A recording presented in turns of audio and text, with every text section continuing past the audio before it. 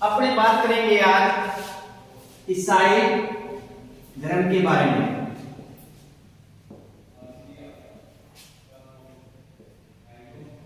ईसाई रिलीजन।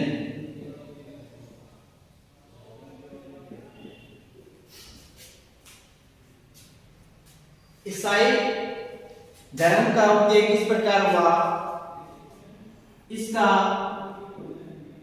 उद्भव और विकास के बारे में।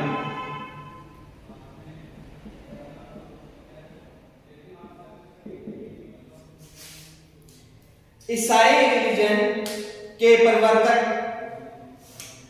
ईसा एक यहूदी थे।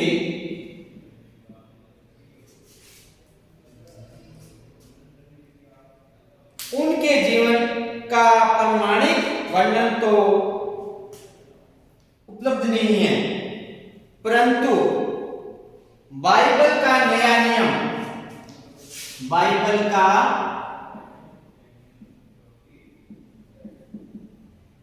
नया नियम में ये जानकारी अपने को मिलती है के आधार पर इतनी जानकारी अपने को मिलती है कि बचपन से ही उनकी मजहबी ग्रंथों को पढ़ने में रुचि थी।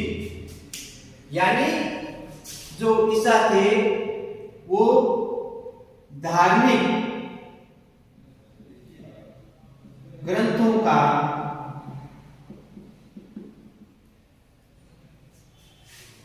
को पढ़ते थे।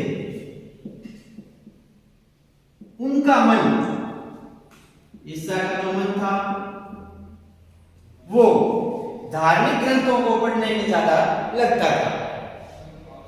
ईश्वर को समझने और सत्य की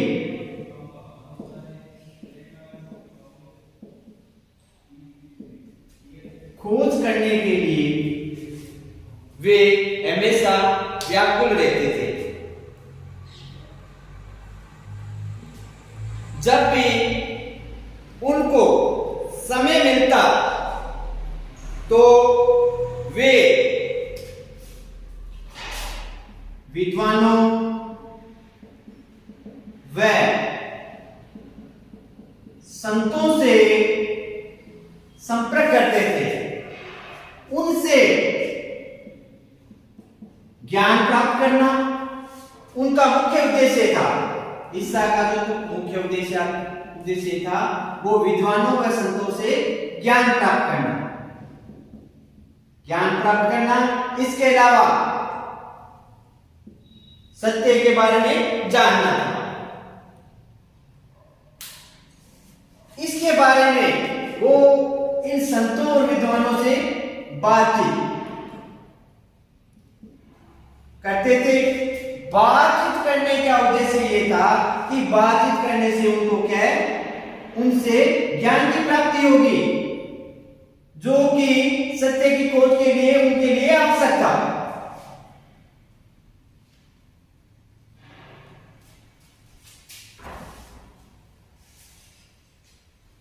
ईसा का जन्म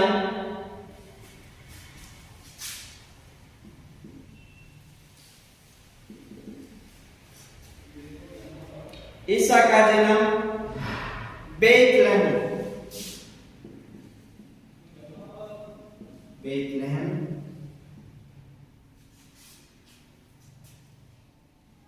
जो कि जोर्डन में पड़ता है, वहां पर बेथलेहम में ईसा का जन्म हुआ। और इनकी जो माता थी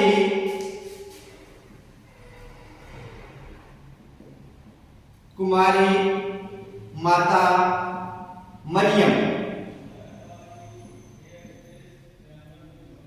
थी, और इनके पिता का नाम यूसुफ।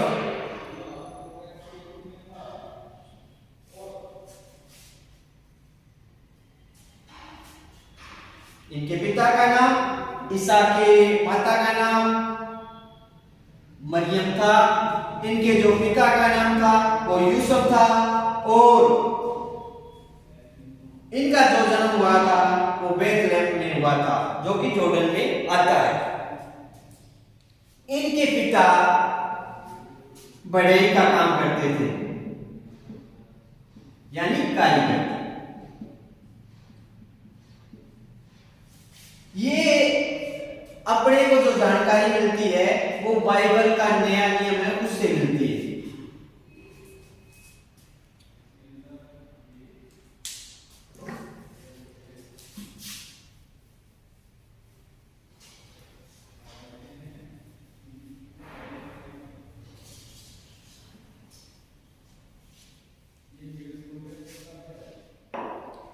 आध्यात्मिक जीवन, ईसा का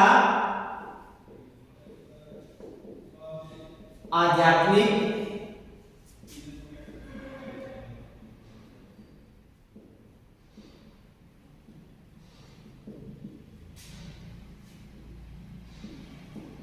ईसा का जो आध्यात्मिक जीवन है उसके बारे में अपने बात करेंगे। ईसा का जो जीवन की मुख्य घटना थी वो यूहन्ना उनसे मिला, और यूहन्ना भी यहूदी था, यूहन्ना भी यहूदी था, जो कि जॉर्डन नदी के तट पर निवास करता था, नदी के पास निवास कर रहा था।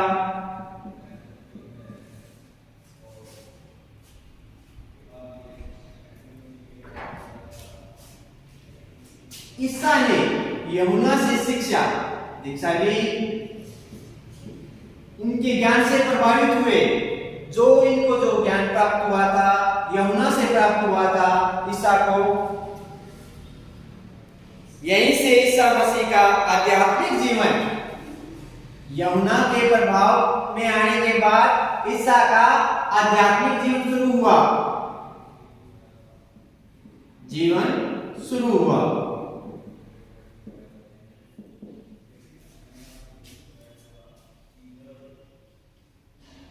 जब यूहन्ना जॉर्डन नदी के पास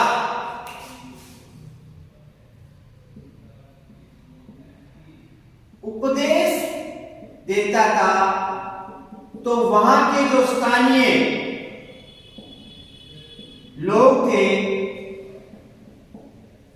वे इन उपदेशों को बहुत ध्यान से सुनते थे। ईसा मसीह ने कहा है कि संसार में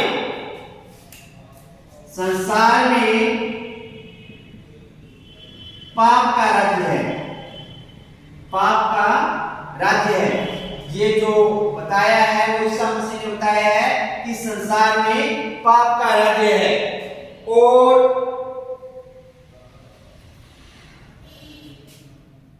जो यहाँ का राजा है वो शैतान है।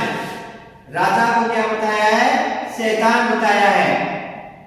ये विचार ईसा के। ईसा ने बताया कि संसार में पाप है और यहाँ का जो राजा है वो शैतान है। सभी उसकी आज्ञाओं का पालन करते हैं। जो राजा शैतान है उसकी आज्ञाओं का सभी पालन करते हैं। विद्वान और महात्मा लोग जैसा कहते हैं वैसा आचरण नहीं कहते। महात्मा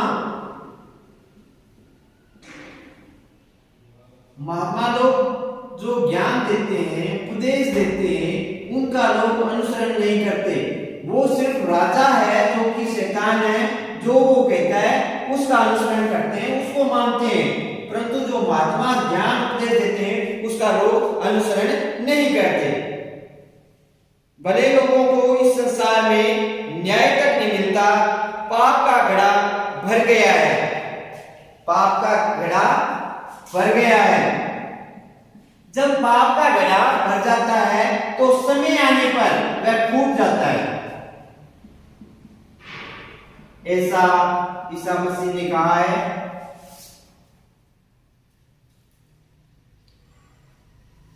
ईसा मसीह लोगों को छोटी छोटी कथाओं के माध्यम से प्रेम, दया, भाईचारा,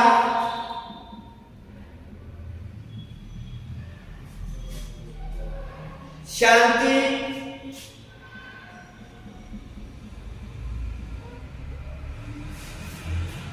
अहिंसा का उपदेश देते हैं। प्रेम, दया, भाईचारा, शांति, अहिंसा, इसका जो उपदेश है वो ईसा मसीह छोटी छोटी घटनाओं द्वारा लोगों को देते थे। हमेशा यही कहते थे, तुझे केवल प्रेम करने का अधिकार है, तुझे प्रेम करने का अधिकार। ये जो पंक्ति है वो ईसा मसीह ने कही है, तुझे प्रेम करने का अधिकार है। पड़ोसी को अपने समान ही चाहो तथा स्वार्थ भावना का त्याग करो। जो पड़ोसी है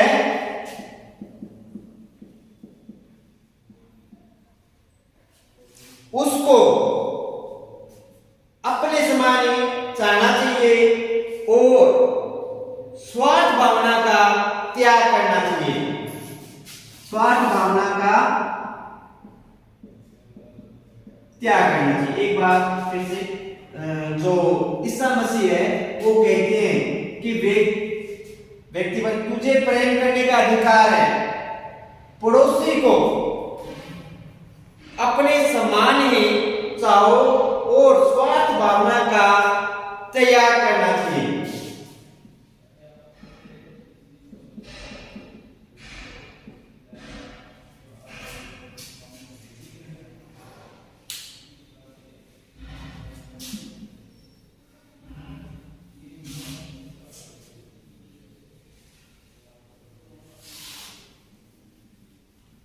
अब अपनी बात करेंगे ईसा मसीह का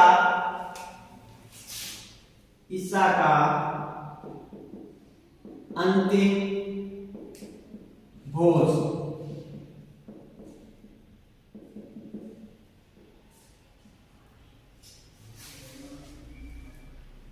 ऐसी कथा है कि ईसा मसीह ने एक दिन अपने सभी शिष्यों को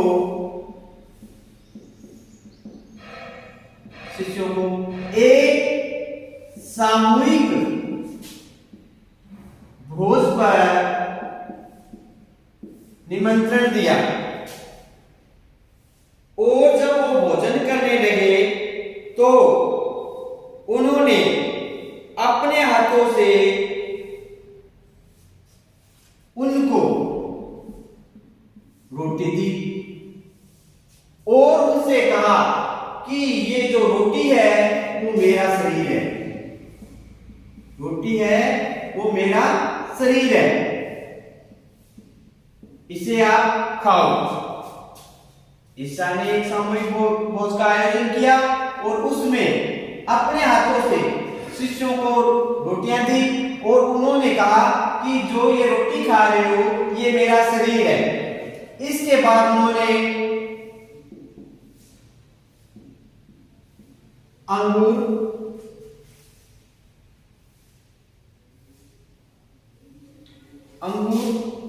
का रस शिष्यों को दिया और उनसे बोले कि ये मेरा रक्त है जिसे आप पी लो, ये मेरा रक्त है इसे पी जाओ, ये पापियों की क्षमा के लिए है। तब तक बहाया जाए जब तक प्राणियों का उद्धार न हो जाए।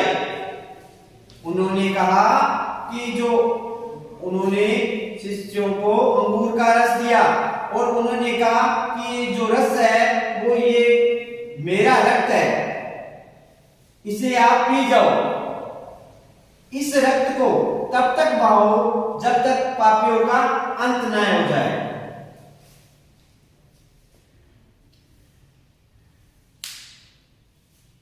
अंतिम भोजन के बाद वे अपने शिष्यों के साथ घूम रहे थे, लेकिन मन की बेचैनी के कारण असंतुष्ट थे।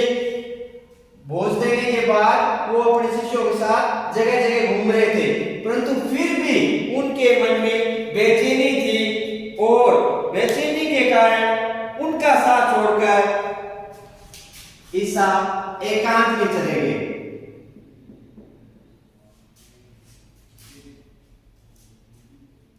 एकांत में चले गए। उन्होंने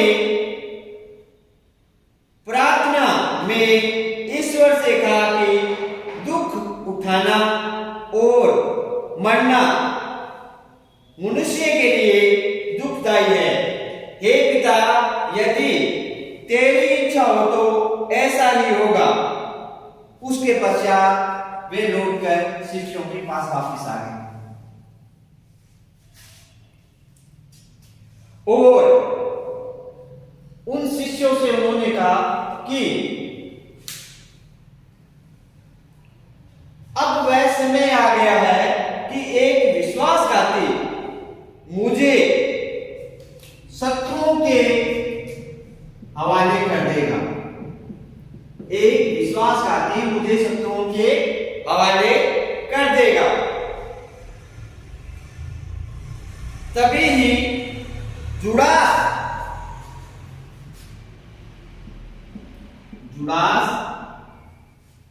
नामक शिष्य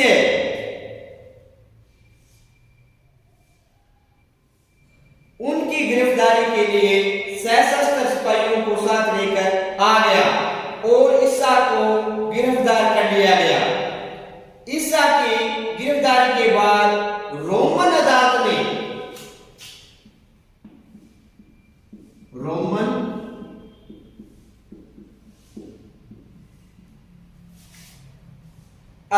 ने मुकदमा चलाया गया तथा यहूदियों के प्रधान पुरोहित ने ईसा पर आरोप लगाया कि उसने अपने को ईश्वर का पुत्र कहा है। उन पर आरोप लगाया गया कि ईसा ने अपने को ईश्वर का पुत्र कहा है।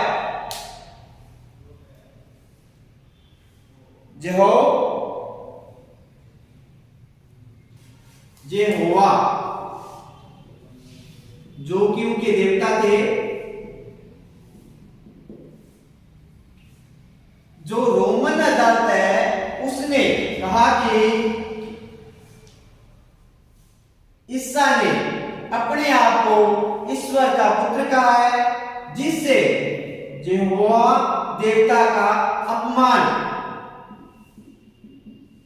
हुआ है। उन्होंने उन्हें राजद्रोही, मजहब विरोधी और पाखंडी घोषित कर दिया। मजहबी, पाखंडी घोषित कर दिया।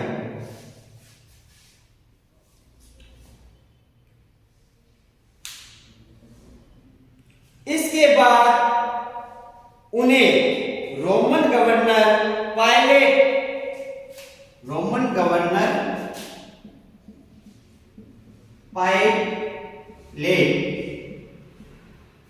के पास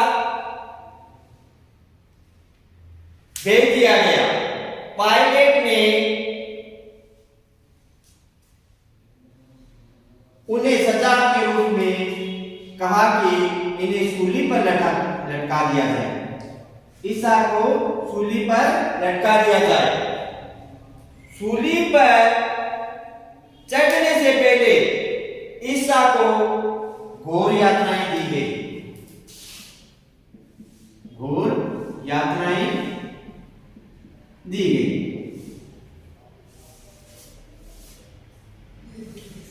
सूली के तख्त को ढोना पड़ा। इसके अलावा कांटों के ताज को भी उनको पहनाया गया, कांटों के ताज को भी पहनाया गया।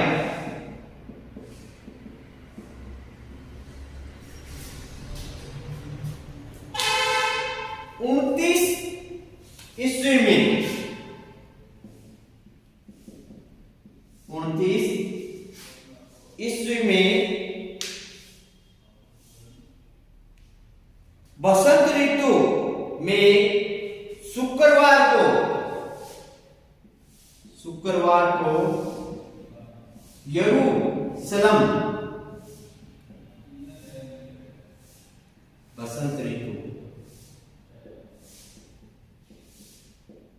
बसंत ऋतु में यरूशलेम नामक स्थान पर गोलगथा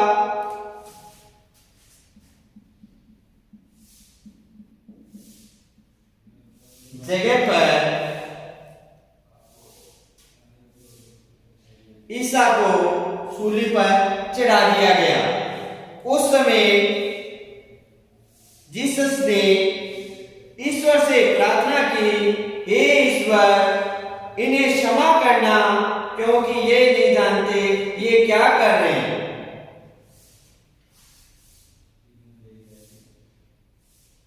ईसा को जो सूली पर लटकाया गया वो 29 ईस्वी में लटकाया गया। बसंत ऋतु में शुक्रवार के दिन यरूशलेम के गोलगथा नामक स्थान पर इनको सूली पर लटकाया गया। उस समय ईसा ने कहा कि उन्होंने ईश्वर से प्रार्थना की, हे ईश्वर, इन्हें क्षमा करना क्योंकि ये नहीं जानते कि ये क्या कर रहे हैं।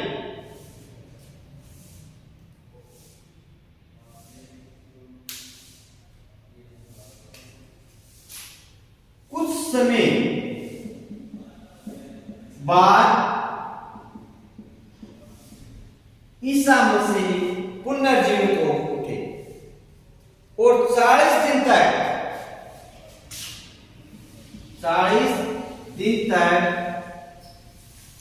अपने शिष्यों को दर्शन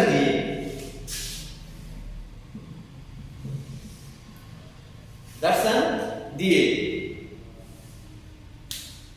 और उन्हें अपने उपदेशों के प्रचार के लिए कहा। उपदेशों के प्रचार के लिए कहा। मृत्यु के बाद उन्हें प्रकट या जीवित होकर उपदेश देने की घटना को ईसाई मजहब में रिसरेक्शन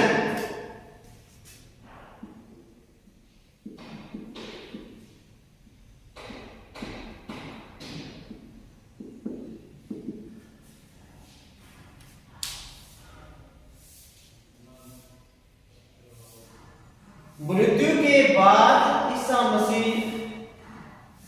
पुनः प्रकट हुए या जीवित होकर उन्होंने उपदेश देने की जो घटना है उसको इतिहास में ईसाई मजहब में रिसरेक्शन कहा जाता है। ईसा मसीह का पुनः जीवित होना, जीवित होकर उपदेश देना, यह ईसाई धर्म में रिसरेक्शन के नाम से जानी जाती है।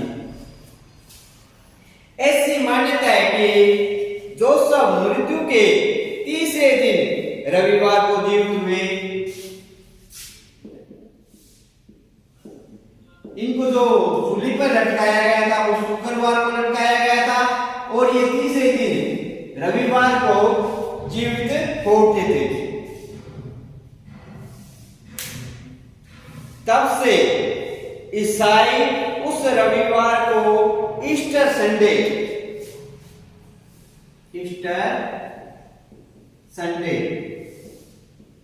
के नाम से पुकारते हैं। ईसा मसीह को 29 ईस्वी में बसंत ऋतु में शुक्रवार के दिन यरूशलेम के गोलगाथा नामक स्थान पर सूली पर लटकाया गया और कुछ समय बाद यानी 3 दिन बाद रविवार को वे पुनः जीवित हो उठे। इसको ईस्टर संडे के नाम से पुकारा जाता है। इस रविवार को ईस्टर संडे के नाम से पुकारा जाता है और उन्होंने जीवित होकर जो उपदेश दिए उसको ईसाई धर्म में रिजरेक्शन के नाम से जाना जाता है। ईसा के शिष्यों ने ईसा के उपदेशों का यरूशलेम, जूडिया, गलीली, एशिया माइनर तथा मिस्र आदि देशों में प्रचार प्रसार किया। ईसा के उपदेश के जो सिद्धांत काफी लोकप्रिय हुए, लोगों ने उनके सिद्धांतों पर चलने का विचार किया और जिन लोगों ने ईसाई धर्म के सिद्धांतों को स्वीकार किया वे व्यक्ति ईसाई कहलाए।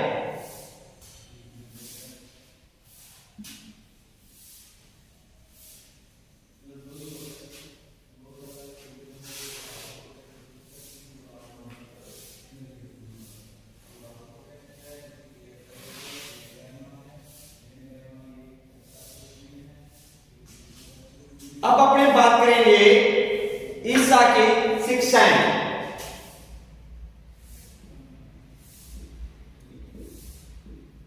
ईसा की शिक्षाएं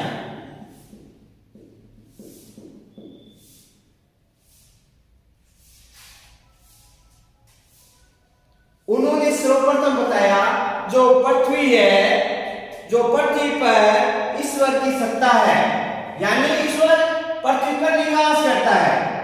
पृथ्वी पर ईश्वर का निवास है, अर्थात ईश्वर की पृथ्वी पर सत्ता है। फिर मनुष्य ईश्वर प्रेम से पवित्र होकर ईश्वर में पूर्ण आस्था रखकर ईश्वर राज्य की स्थापना कर सकता है। मनुष्य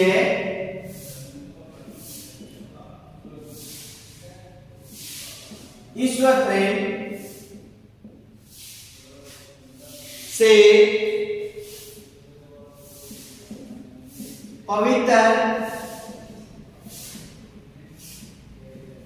होकर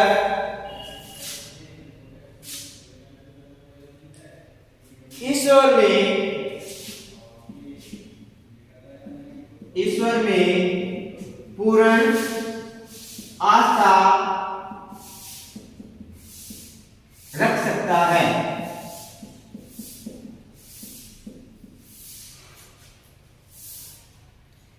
ईसा मसीह ईश्वर को पिता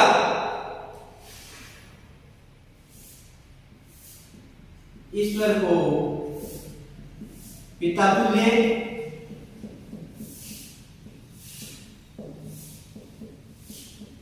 मानते थे। जो ईसा मसीह थे वो ईश्वर को पिता के समान मानते थे और अपने को खुद को ईसा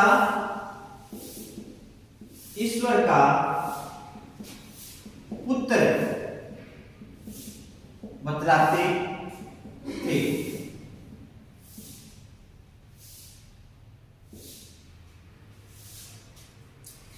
ईश्वर से स्वरूप, ईश्वर के स्वरूप को कोई मूर्ति व्यक्त नहीं कर सकती। ईश्वर स्वरूप को कोई भी मूर्ति, ईश्वर स्वरूप को कोई भी मूर्ति व्यक्त नहीं कर सकती।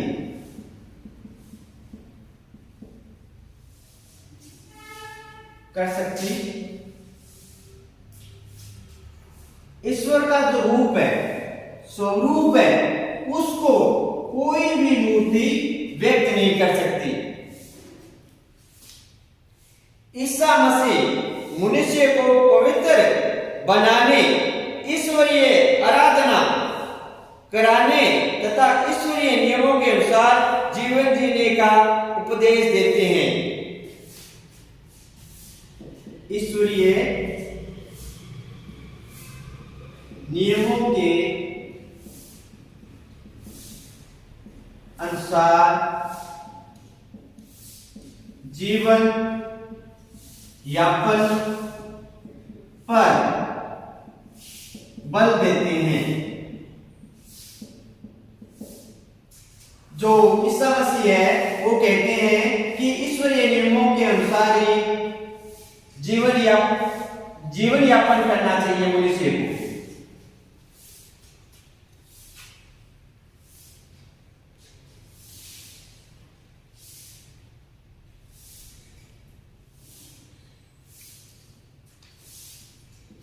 पाप से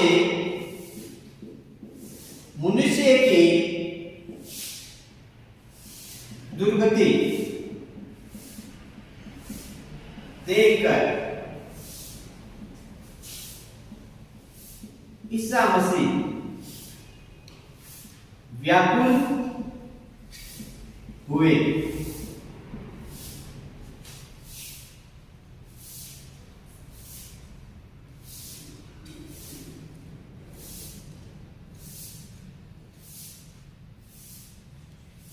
ईश्वर ने मुक्ति का मार्ग,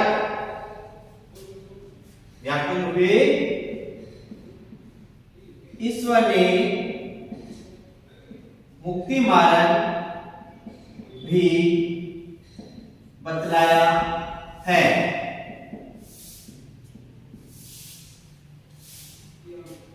पाप से मनुष्य की दुर्गति होती है। इसे देखकर ईसा मसीह बहुत दुखी हुए और उन्होंने बताया कि ईश्वर ने इसकी मुक्ति के लिए मार्ग भी बतलाया है। उसने यहूदी जाति को ही अपनी प्रजा के रूप में ग्रहण किया, अर्थात यहूदी ईश्वर के चुने हुए लोग हैं। यहूदी ईश्वर के चुने हुए लोगों में से एक है। ईसा मसीह ने बताया जो यहूदी है वो ईश्वर के चुने हुए लोगों में से एक है।